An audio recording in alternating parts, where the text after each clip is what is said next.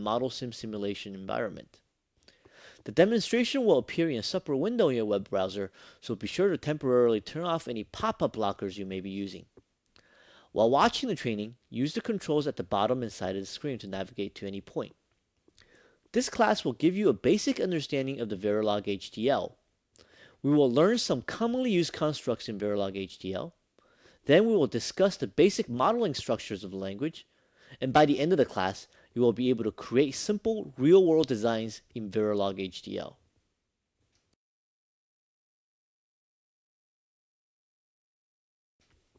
Here's today's agenda.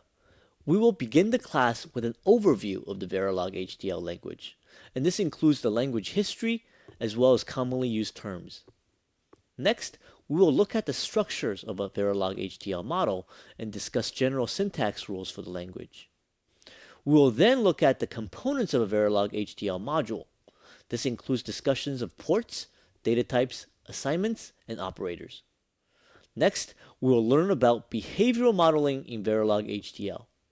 We will learn when and how to use both continuous assignments and procedural blocks. Finally, we will talk about tasks and functions. Let's begin talking about Verilog Basics Overview.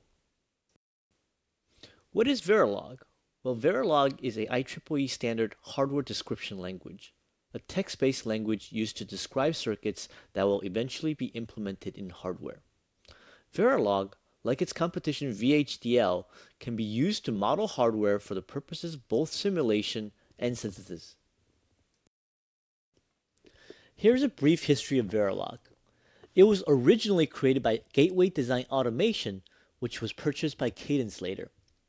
In 1995, it was adopted by IEEE as a standard. In 2001, a revised version of the language was introduced. Minor revisions was also introduced in 2005. Also notable, in 2005, System Verilog was introduced as a superset to Verilog HDL that also includes object-oriented verification techniques. In 2009, IEEE combined the Verilog standard with the System Verilog standards into a single IEEE 1800-2009 standard. Throughout this presentation and other literature regarding Verilog, you will encounter many common terms, and we will define some of those terms here. HDL stands for Hardware Description Language and is used to model hardware. When you use HDL, there are two ways you can model your circuit: behavioral modeling and structural modeling. We will explore these in the next two slides. In behavioral modeling, you're describing the functionality of a circuit and not the structure of the circuit. The output behavior is described in relationship to the inputs. Here is an example of behavioral HDL code where a shift operation is being described. This type of modeling relies on the synthesis engine to create the correct circuit that matches the behavior described. In the structural approach, both functionality and structure of a circuit are specified. The engineer writing the HDL calls out particular hardware elements and wires them up together. Hardware element can be as simple as an AND or OR gate, or could be a module that represents another layer of abstraction. In a typical modern design, you will find elements of both structural and behavioral models. Here are more terms. RTL stands for Register Transfer Level, and it is a common term that describes a style of behavioral modeling that defines input-output relationships in terms of data flow operations inside your hardware model. RTL constructs are synthesizable. Synthesis refers to both the translation and optimization of HDL code into a circuit of a particular technology, for example, lookup tables and flip-flops of FPGAs. RTL synthesis simply refers to the translation of an RTL model. This slide illustrates the process of RTL synthesis. In the first step, the synthesis engine translates your original code into hardware using architectural elements of your particular target device. It then goes through an optimization phase to ensure you have the optimal implementation of your circuit description. In this particular example, a case statement is implemented inside an always block, which typically infers a multiplexer. We will see more about these type of constructs later on in this presentation. The Verilog model that you write can be sent through two different flows, synthesis or simulation. In the synthesis flow, the synthesis compiler, for example, simplified from Synopsys or Altera's native synthesis engine, will use the technology available in the target device library to translate and optimize your Verilog model into a technology-specific netlist that can be used for timing analysis or placement and routed into a specific device. In the simulation flow, using for example Mentor Graphics Model Sim, the simulation compiler will simulate your Verilog model with stimulus provided by either a Verilog test bench or through test vectors. Most synthesis tools can also write out post-synthesis Verilog files so that a designer can check the synthesis result before performing placement and route. In this case, the output Verilog file from the synthesis tools can replace the original Verilog file in the simulator. The same test bench and test vectors can still be used for this verification. Additional simulation model files may be required depending on the synthesis tool, and these can be provided by the synthesis vendor or generated by the synthesis tool along with the post-synthesis model. Let's move on to section 2, module structure. We just completed an overview of Verilog HDL, its history, and its uses. We will now discuss the basic syntax and structure used in Verilog HDL. Verilog HDL is case sensitive and all keywords are lowercase. Like C, Verilog HDL statements end with a semicolon. Single line comments begin with a // while /* is used to begin a multi-line comment, and // is used to end a multi-line comment. Verilog HDL is whitespace insensitive, which aids in readability. A Verilog HDL module is encapsulated by keywords module and end module, and it is also comprised of several main parts. First is the port list, which is specified with the module declaration. Next, the ports are defined. Then variables and nets to be used in the modules are declared in a data type declaration. After that comes the code that defines the circuit functionality, and finally, if applicable, timing specifications are made for simulation environments. We will examine the various parts of Verilog module throughout this training. This is Verilog HDL code for a module that produces a multiplier accumulator block, shown on the right. At the top, the MultACC module is declared along with a list of inputs and output ports. The orange section is the port and data type declaration for all the variables and ports that will be used in this module. The green portion of the code is a continuous assign statement that will be synthesized into a combinatorial adder. The pink section is the code for a sequential register. Finally, the blue section instantiates another module that describes the multiplier. We will be going through each of the four major sections that comprises a Verilog HDL module throughout the class, so don't worry if you don't understand the code right now. By the end of the class, you will know exactly what this code is doing and why. A module begins with the keyword module, followed by the name of the module. The first section of a Verilog HDL module is the port list. The port list contains all of the inputs, outputs, and bidirectional connections to a module. The port list is in a parenthesis immediately following the module name. After the port list comes the port declaration section. This section associates each of the ports with a port type. There are three port types: input, output, and in-out for bidirectional ports. The structure of the port declaration section is the port type followed by the port name. Buses have square brackets following the port type with the bus size inside. In this example, in-A and in-B are 8-bit inputs, clock and clear are 1-bit inputs, while out is a 16-bit output bus. With the Verilog 2001 standard, you have the option of declaring port lists and port types together with the module declaration. Here, we see the same declaration as in the previous slide, but in a more concise Verilog 2001 format. After the port declaration section comes the data type declaration section. There are two fundamental types of data in Verilog HDL, net and variable data types. Net represents physical interconnects between processes or functional blocks. They need to be driven continuously and do not store value. Variable data types are used to temporarily store data. They are very similar to variables in other high-level languages. Variable data types may be synthesized into hardware flip-flops or registers or combinatorial nodes depending on usage. Here are four most common net data types supported by synthesis. A wire and a trie both represent a node. The trie net type is used to represent a tri-state node. Wires and tries are used for interconnects. Supply 0 and supply 1 represent a constant logic value. They are used to hardcode logic 0 and logic 1. In the example given, out is of type wire and bus size 8, while enable is a tri-state node.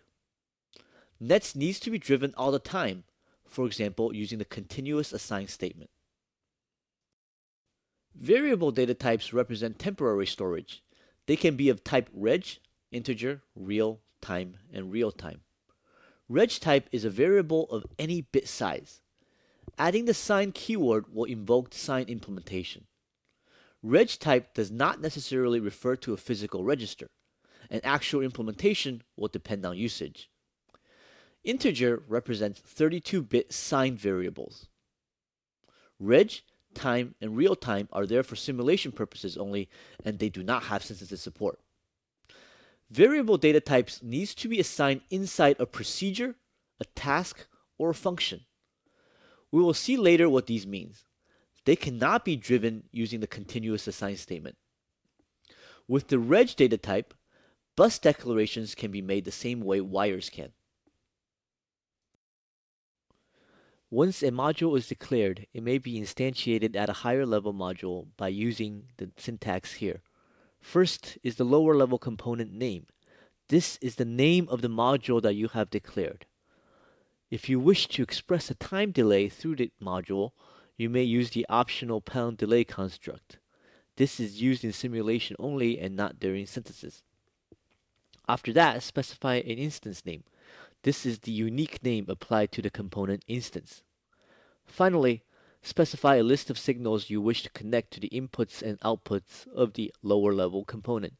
You must follow certain rules regarding signal types that I will present later. By instantiating modules, you can create designs with multiple levels of hierarchy to achieve easier maintainability. Modern designs typically have many layers of hierarchy. When connecting signals to a lower level module port, there are two ways to define the connection, by order list and by name. In the example here given on the right, I am instantiating two instances of the half adder module to form a full adder. For the first instance, U1, I'm instantiating using the order list method.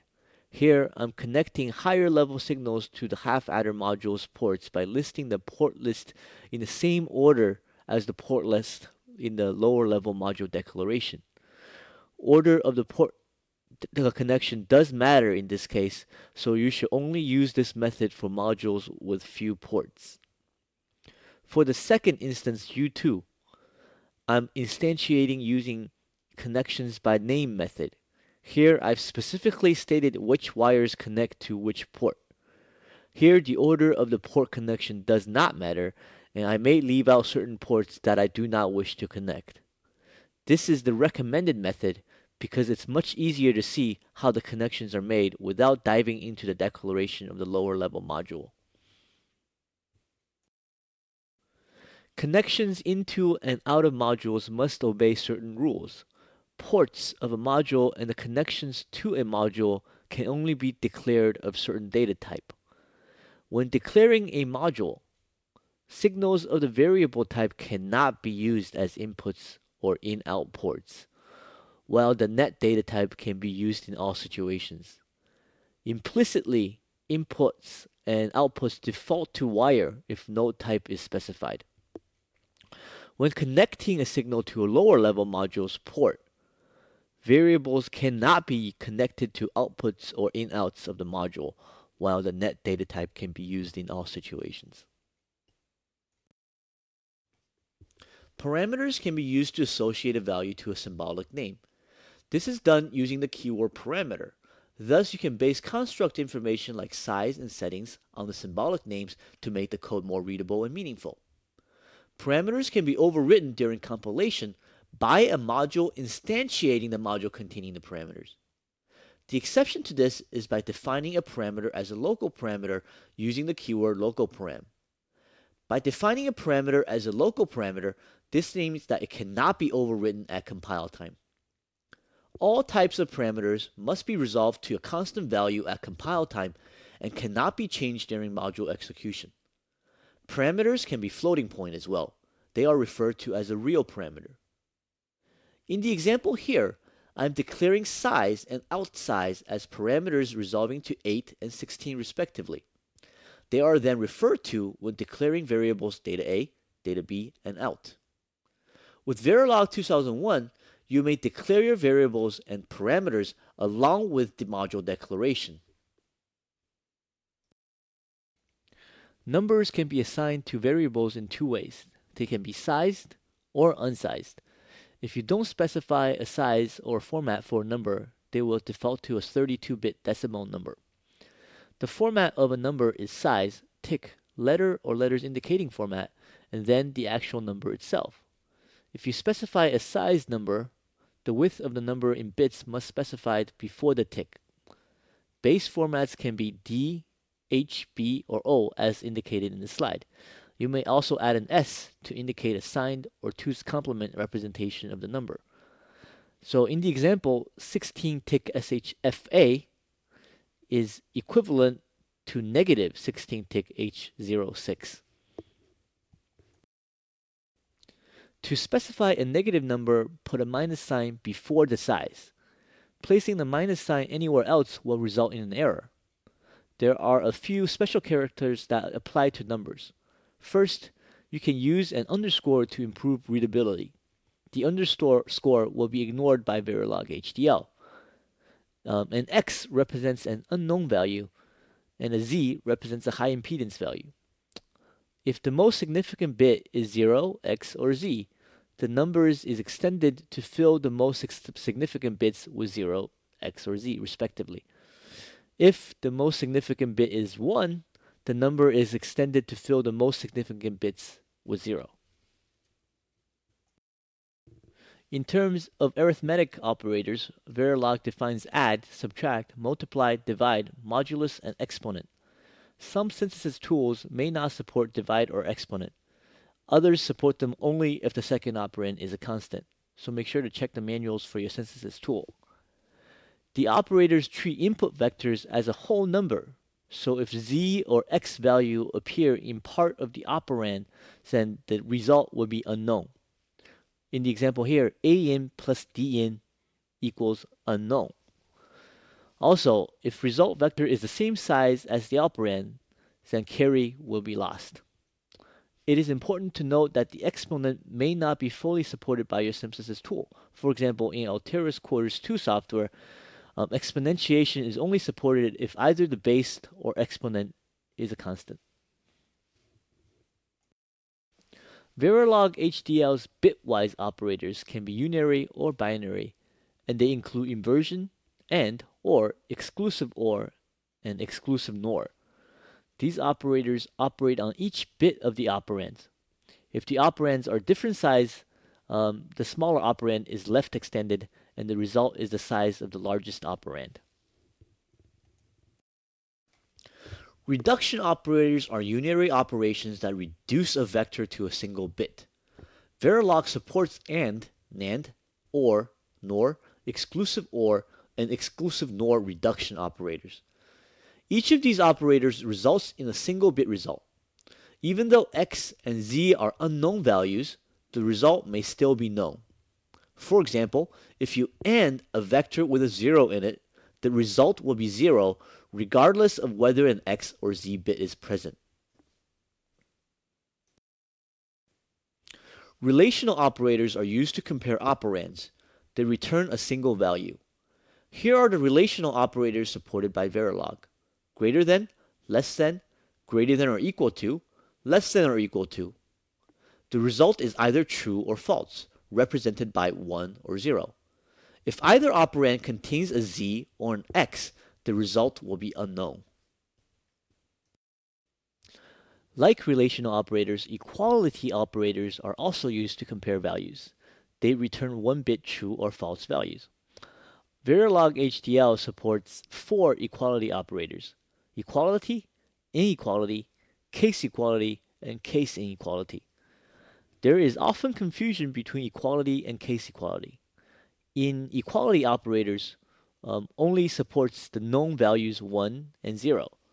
So if there are x's or z's in your operand, results will be unknown. On the other hand, case equality supports comparisons of all values. X's and z's are considered distinct values and must be matched exactly. Case equality is often used in simulation environments. Logic operators can be unary or binary. Verilog HDL supports not true, logic and logic or. These operators are typically used in if and while statements. These operators return a 1-bit true or false result. Appearances of z or x bits in the operand will cause an unknown result. Shift right and shift left operators are supported. These operators will shift a vector left or right by a specified number of bits. For left shifts, vacated positions are filled with zeros and the shifted bits are lost. For right shifts, logical and arithmetic unsigned shifts will be filled with zeros, while arithmetic signed shifts will be filled with signed bit value. Here are the 3 miscellaneous operators also popular in Verilog.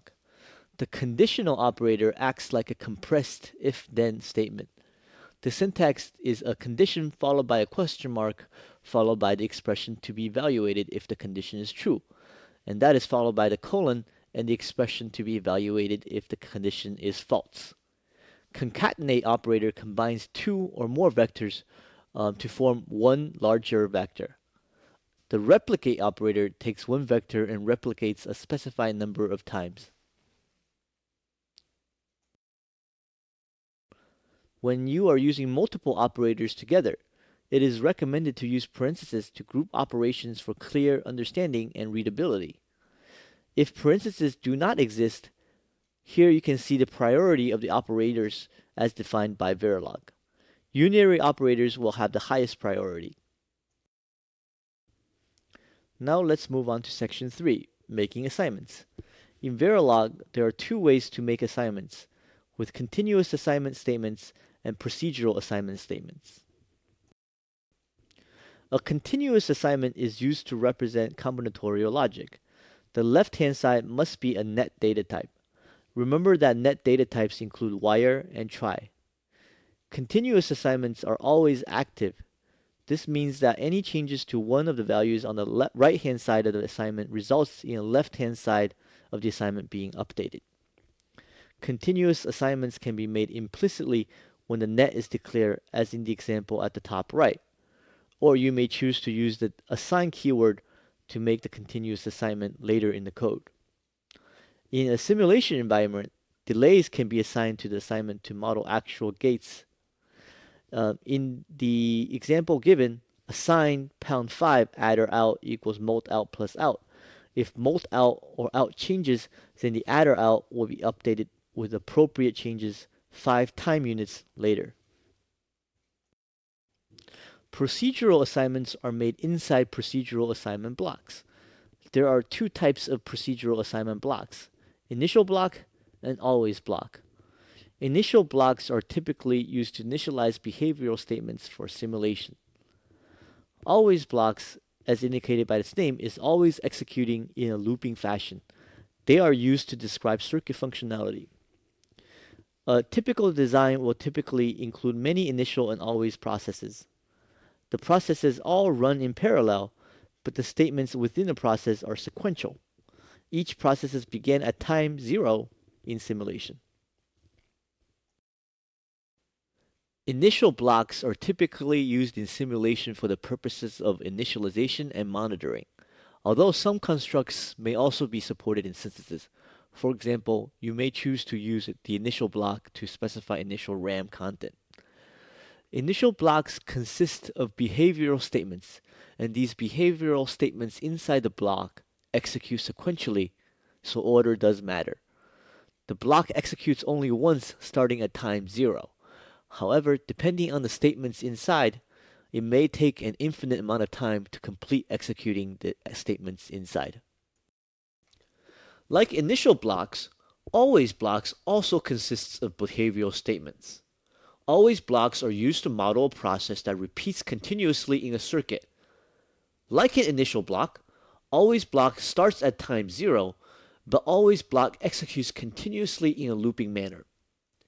If you have multiple always blocks, as is probably the case, all the blocks will execute concurrently. However, statements within an always block execute sequentially, so order does matter. If there's more than one statement within the procedural block, either initial or always, the statements must be grouped together using the keywords begin and end. Here's an example of an always block and an initial block. The first initial block initializes the clock signal to 0 at time 0. The always block will toggle the clock signal. A pound sign followed by a number produces delay. In this example, period is set by a parameter. The always statement toggles the value of the clock every 25 time units. The second initial block causes the simulation to stop after 100 time units. There are two types of assignments within an always or initial procedural block: blocking and non-blocking. The left-hand side of a procedural assignment must be a variable data type, either reg, integer, real, or time variables. The right-hand side of the assignment can be of any valid expression or signal. The value placed on the variable will remain until another procedural assignment updates it. Blocking assignments are executed in the order that they are specified in a sequential block, meaning statements after a blocking assignment won't be evaluated until the blocking assignment has finished executing. Non-blocking assignments, as the name suggests, do not block the execution of subsequent statements. The compiler schedules non-blocking assignments to be executed at the end of the time step, and then moves on to the next statement before actually executing the non-blocking assignment. Here is an example of blocking versus non-blocking assignments. You can see that in the blocking case on the left, A is assigned the value of B after 5 time steps. C gets the value of A after another 10 time steps. Because the statements are blocking, the assignment of C does not get evaluated until the assignment of A finishes executing. So at simulation time step 5, A gets the value of B, and at time step 15, C gets the new value of A, which is the same as the value of B. In the non-blocking example on the right, the compiler schedules the assignment of A at time step 5, but then moves on to the next statement which schedules the assignment of C at time step 10. In this case, A gets the value of B at time step 5, but C gets the value old A at time step 10. This is because at the time the compiler is evaluating the statement, the first statement hasn't executed yet. Here is a great illustration of how blocking and non-blocking assignments are synthesized. On top in the blue section, we have x equals next x. Because there's only one statement inside both the blocking structure on the left and the non-blocking structure on the right, they both infer the same logic, and the logic synthesizes into a single flip-flop. Looking at the bottom green section, there are now two statements within an intermediate variable x. You can see now how different behaviors can be achieved through the use of blocking versus non-blocking assignments. This time, the blocking assignments results in a single flip-flop because the first x assignment is blocking the y assignment, so the value of next x is transferred to y through x during the same clock edge. So only one flip-flop is inferred. In a non-blocking assignment, because first statement is non-blocking, y assignment is evaluated before the x assignment is executed. So y gets the value of x prior to the clock edge. So it takes 2 clock cycles for the value of next x to get to y. Because of this, 2 registers are inferred. A good rule of thumb to follow is always use blocking operators for combinatorial logic and non-blocking operators for sequential logic. This will avoid confusion and improve the readability of your code. Let's talk about writing RTL synthesizable processes. The always block can be defined with an associated sensitivity list. A sensitivity list controls the execution of an always block. The sensitivity list follows the keyword always and begins with the @ symbol. An always block will only execute after a change in any signal in the sensitivity list.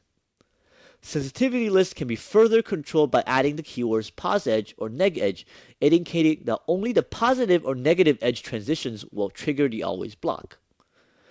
We can use the sensitivity list to infer either combinatorial processes or clock processes. A combinatorial process is sensitive to all inputs used in the combinatorial logic, so you may choose to use an asterisk as a shorthand for all signals. A clock process, on the other hand, is sensitive to only a clock and asynchronous control signals. We will now talk about 3 types of behavioral statements you can use inside procedural blocks: if-else, case, and loop statements. If-else statements are evaluated in order from top to bottom. This results in prioritization. The first condition that is true results in a corresponding sequence of statements to be executed. Case statements evaluate all conditions at once. This results in a circuit with no prioritization. All possible conditions must be evaluated when using a case statement. The default case clause covers all cases not specifically stated. Loop statements are used for repetitive operations. These statements will be expanded in hardware. Here's an example of the if-else statement. The statement begins with the keyword if, followed by a condition, and then the sequence of statements to execute if the condition is true. The else clause, if it exists, will be executed when the condition is false. You can see that if statements synthesize to 2 input muxes. You can see that multiple if statements results in multiple muxes, resulting in prioritization. If you do not need prioritization in your circuit, a case statement will be more efficient. In a case statement, all conditions are checked against an expression. This results in one mux with multiple inputs. Conditions are evaluated in the order they are written and does not need to be unique. The format for a case statement is the keyword case followed by the expression to be checked. Then comes a list of conditions followed by their corresponding sequence of statements. You may choose to use the default condition as a catch-all for all other unspecified conditions. Finally, the case statement ends with the keyword end case. By default, case statements will treat x's and z's as logic values and compare them to x and z's in the list of conditions. Don't cares are denoted by the question mark character. However, there are 2 additional forms of case statements that won't follow this default behavior. Case z statements will treat z values in either the expression or the condition as don't cares. The case x statement treats all x and z's values as don't cares instead of logic values. Loops are used for repetitive tasks. In a forever loop, the loop continuously executes. This creates an infinite loop. In a forever loop, it is important to make sure that the time advances, or else simulation will break. In this example, time advances 25 time steps during each iteration of the loop. A forever loop is not synthesizable. A repeat loop repeats a section of the code specified number of times. In this example, the repeat loop is executed 8 times. Another example of a Verilog loop is the while loop. A while loop executes if the associated expression is true. In this example, while count is less than 101, the loop will execute.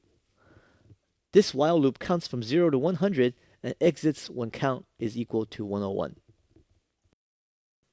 Another common type of loop is the for loop. A for loop executes as long as the expression provided is true. In this example, I is assigned to 4 at the start of execution of the loop and is then incremented by 1 before each pass through the loop until I is greater than 7. This loop results in a 4-bit left shift. In C, you can alter the count variable within the loop, but in synthesizable Verilog, you cannot alter the count variable within the for loop. In hardware, loops are unrolled. It is important to consider which functions reside inside a for loop. If the above example includes a multiplier inside the for loop, 4 multipliers will be implemented in hardware.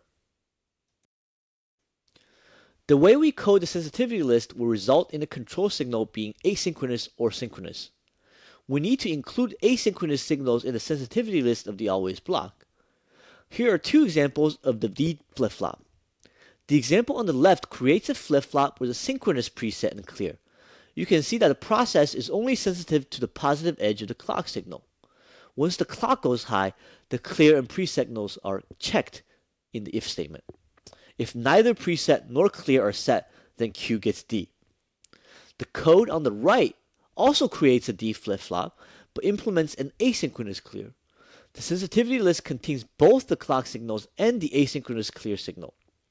Within the process, an if statement checks if to see a clear signal is high. This slide illustrates how to code a clock enable. The example here creates a flip-flop with a clock enable signal. On the positive edge of the clock, the process checks the enable signal. If the enable signal is high, then Q gets D. If the enable signal is low, then nothing happens. Q will keep its previous value. This counter example pulls a number of concepts together. The counter has an asynchronous clear signal. When the process is entered, the if statement checks the asynchronous clear signal. If that signal is high, the counter resets. Otherwise, we move to the else clause. The case statement within the else clause checks the func control signal. This 2-bit control signal controls the 4 functions implemented in this counter: load, count up, count down, or no change. Notice that the last test for the case binary 1-1 is not included. Verilog does not require it to be specified. We could have specified that Q gets Q when 11 is encountered, but this is redundant as this behavior is already implied by the functionality of the variable Q. A variable will always retain its current value until it is driven with a new value. Verilog HDL has 2 types of subprograms, functions and tasks. They both must be defined within a module. A function returns a value based on its inputs. Functions typically produces combinatorial logic and are used in expressions. In this example, we're continuously assigning molt out to the output of the function molt with inputs in A and in B. Tasks are similar to procedures in other programming languages. Tasks can be either combinatorial or registered. A task is invoked as a statement rather than as an expression. Tasks and functions are useful for repetitive code within a module. They improve the readability of your code. Here is a function defining a multiplier. You can see that this is a standard multiplier with 2 8-bit inputs and a 16-bit result. Notice the keywords function and enfunction defining this piece of code as a function. Also notice that molt gets R at the end of the function. Functions always return the value assigned to the name of the function, so the last operation in a function often assigns a value to the name of the function. Here is an example of a function invocation. This is also our last look at the multiplier accumulator example that we have been working with throughout the class. Molt out is being assigned the value of the molt function. One advantage of using a function is to make your code more readable. In this case, the detail of the multipliers are not shown in the molt ACC module. Here is a complete task example. This module contains a task called add with 2 inputs and 1 output port. In the initial block, I am calling the add task with 1 and 0 as inputs and connects the C output of the add task to my reg variable p. The last part of the initial block implies use the system called display to show the value of the add, which will be 1.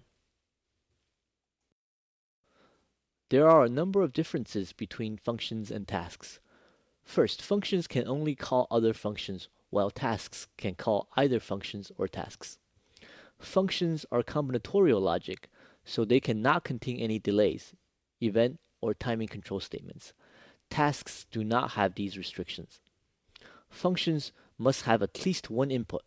Tasks are not required to have any inputs, but may. Functions must return exactly one argument. Tasks can return 0 or more arguments using output arguments. Finally, functions cannot have in-out or output arguments. This takes to the end of this online training. In summary, we've talked about the basic structure of a Verilog model and discussed many components of a Verilog model. For additional reference material, check out the Advanced Synthesis Cookbook or the Quarters 2 Handbook Volume 1, Design and Synthesis. Both of these are available from altera.com. If you would like to receive additional Verilog HDL training, you may follow the links to sign up for either Intro to Verilog or Advanced Verilog instructor-led classes from Altera. One more thing, when you registered for this online training, you should have received a link to a short survey where you can provide feedback on the courses. We greatly appreciate it if you'd fill out that survey now. We're constantly updating and improving our training material, and your feedback helps us create the material that you want. Thank you very much for attending the Verilog HDL online training from Altera.